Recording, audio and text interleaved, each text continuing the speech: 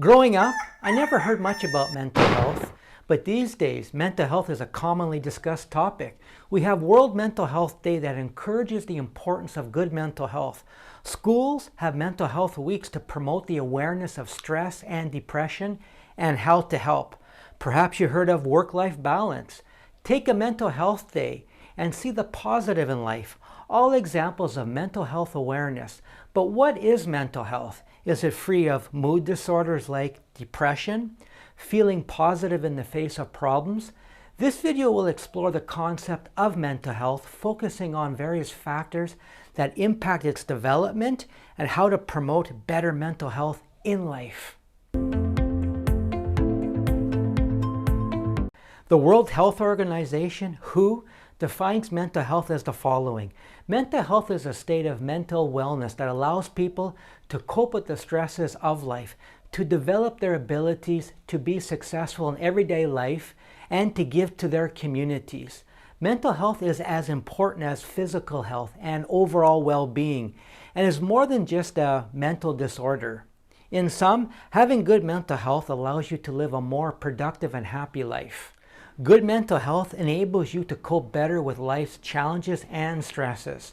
You can process and see things more clearly, have stable relationships versus unstable ones, and feel in control and confident. Your body is stronger, you feel less tired, have more energy, and suffer less from disease. Good mental health allows for a fulfilling life. However, 980 million people, or 13% of the world's population, in 2019 had mental health disorders.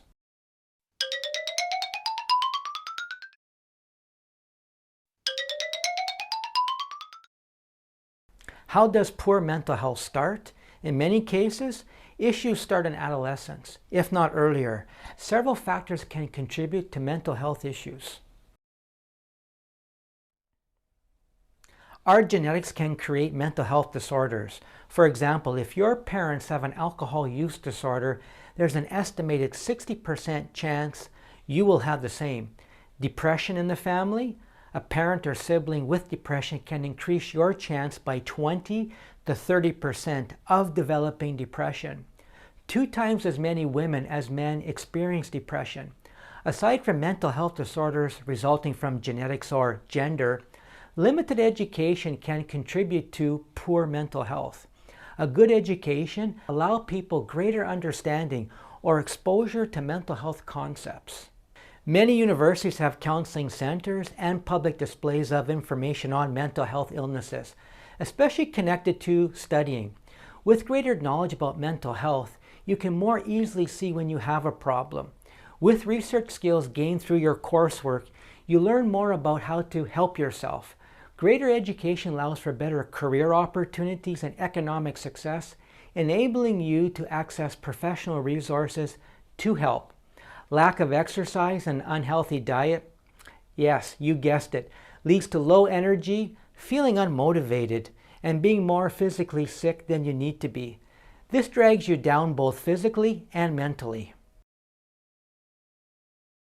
Childhood adversities can result in trauma for youth and continue into adulthood as mental issues.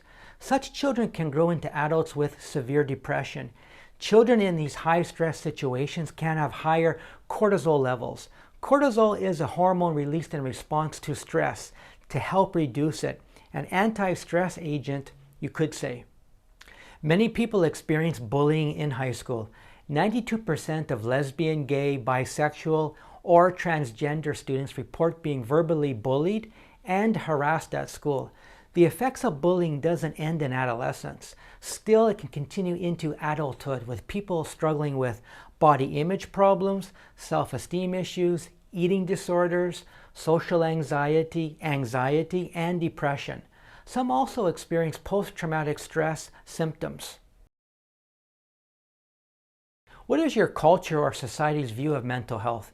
In various parts of the world, mental health issues do not take on the same level of awareness as in Western countries. This can mean resources are not as available to help you. Where you live, is there a stigma towards mental health? This can also put off people from seeking help. Women also can be more economically disadvantaged than men, thus are unable to afford care.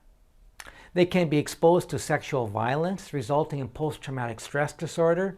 Groups such as long-term unemployed, sexual minorities, homeless people, and refugees can have higher anxiety and depression rates. They can have more significant suicide attempts or suicides and have more substance-related problems than found in other groups in the population. They also can have challenges accessing health care due to economic issues. It can be difficult to erase the past or study at the university, but things can start today to get you on the road to better mental health. Understanding others can help us learn more about ourselves. Take the time to listen and understand others. They will appreciate it. You know more about yourself through their stories and problems. You can see how their experiences, their issues, are the same as yours. Perhaps together you can come up with solutions to help each other. What are you good at? Write it out and see if you can improve even more. For example, like playing sports? See if you can join a club or competition to further your skills. Overweight and have a poor diet? Change it. YouTube and the internet have many good resources to help. Tips? Eat when hungry and stop eating before you are full. Always leave the table a bit hungry. Get out and do some exercise. 30 minutes of fast walking a day can make a difference in your headspace and stress levels. Plus, it's free. Surround yourself with people who support you. Notice when people tend to criticize or say things to bring you down. You don't need them in your life. What can you do to better your community? Can you start a recycling program or a volunteer group to help those in need? Such things can raise your social profile in the community, which can help you feel better that you are making a difference for others. Green spaces, find them and appreciate them. The sounds, the smells, the calm. Nature can be very healing for our mental health. If you are a victim of poor parenting, see that you don't do the same to your children. Parental patterns can be passed from generation to generation unknowingly. Were you bullied at school? Talk to a school administrator and ask what are they doing with their anti-bullying programs. Such efforts can help prevent others from experiencing the effects of bullying in adult life. That's a good feeling to have. In closing, biological and social factors can work towards shaping our mental health, but people are more than that. Use the strategies outlined in this video to experience improved mental health. If you know of somebody that could benefit from this video, please share it with them. As always, wishing you the best mental health wherever you are in the world, and until the next video, take care. Want to learn more about building your mental health? Check out this video on building your mental health muscles. See you next time.